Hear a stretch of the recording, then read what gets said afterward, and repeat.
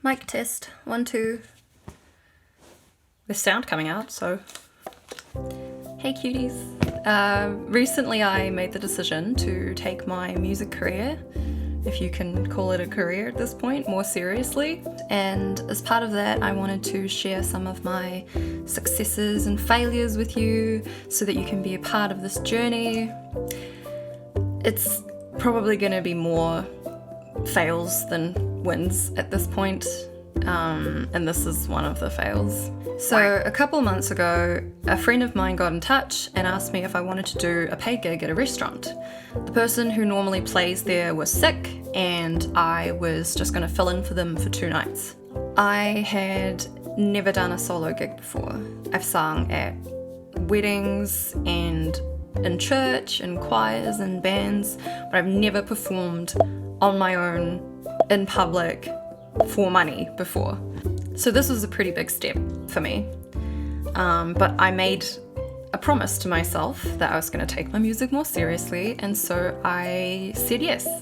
I had one night to come up with a 2-hour repertoire, so I cobbled together the most popular crowd favourite songs I could think of.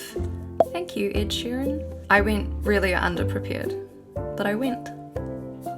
Luckily the gear was all provided for, so I just kind of sat down and did my bit. But the setup was really weird in that I was sat in the lobby and my singing got broadcasted through to the eating area, and so the customers could only really see me as they were entering and leaving the restaurant. So to be honest, from the customer's perspective, I may as well have just been a Spotify playlist. But I had a great time because there wasn't a big crowd staring at me and I could sing whatever I wanted. I felt like I was in my element, you know? So I finished my set in high spirits and packed up and left. And then a couple hours later, I get a message telling me that they didn't need me back for the second night. The person who I was filling in for was still sick. They just didn't want me.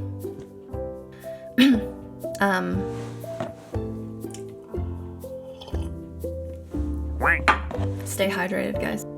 And because I am baby, I took it very personally and I went home and I cried. I basically went through all the stages of grief in one weekend. There must be some mistake, like somebody's misunderstood something. Maybe there was a fire. How dare they? First of all, rude. Second of all, how dare they? Maybe they just didn't like my song choices. Maybe I shouldn't have sung so much Ed Sheeran. Should I have tried to one-sidedly engage with the customers over the PA system, like a radio host? Well, I guess the only conclusion is that I'm a terrible singer who will never amount to anything, and all this has just been a waste of time. Eventually, I found acceptance. I accepted that that was just one of the many rejections that I would have to face as a performer. It certainly wasn't my first. I remember when I was a kid, like 10 or 11, I entered this children's singing competition. It was really small scale. I think first prize was the chance to get a song and a music video professionally produced, but like Rebecca Black Friday style. The preliminary auditions for this competition were held inside a shopping mall. That's how illustrious this competition was. I never even made it out of that mall. I didn't even make it to the semi-finals. In hindsight, I probably shouldn't have chosen to exclusively sing Hilary Duff songs. I didn't know any better. Plus, I loved Hilary Duff. I still do. Anyway, my point is that didn't stop me. I kept singing and I got better at it, I think.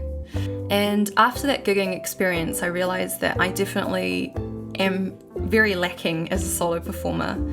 And I also remembered that I just love to sing. There's probably nothing I enjoy more in the world.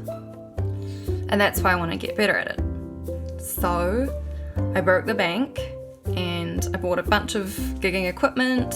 I am in the process of applying for a busking license, and I'm going to get really, really good at performing until I am confident enough to say, you know what? I am good enough to play in a restaurant lobby and a shopping mall. I am still a little bit salty about it, can you tell? I will probably always harbour that little bit of salt close to my heart, because that's part of what keeps me going. I think my motives for wanting to become a better performer is like 95% passion for music and desire for self-betterment, and like 5% spite. That still makes me a good person though, right? Like 95% a good person. Anywho, I hope my story has brought some solace to some of you who have no doubt experienced or are currently going through some kind of a speed bump or a setback in your life. Take your time, go through the stages of grief, pocket that little bit of salt if you need it, like I do, and move on. You can't please everybody, but you can control your own happiness and fulfillment, and that's enough. So this has been your daily recommended dose of advice that nobody asked for and that I'm not qualified to give. You're welcome. If you have any experiences that you would like to share with us so that we can all feel indignant on your behalf, please feel free to leave a comment. Otherwise, I will see you soon. I need to stop doing thumbs up. This is really hard. How do people talk to cameras? On a scale of 1 to Jesse Eisenberg, how awkward was this video? Let me know. Bye.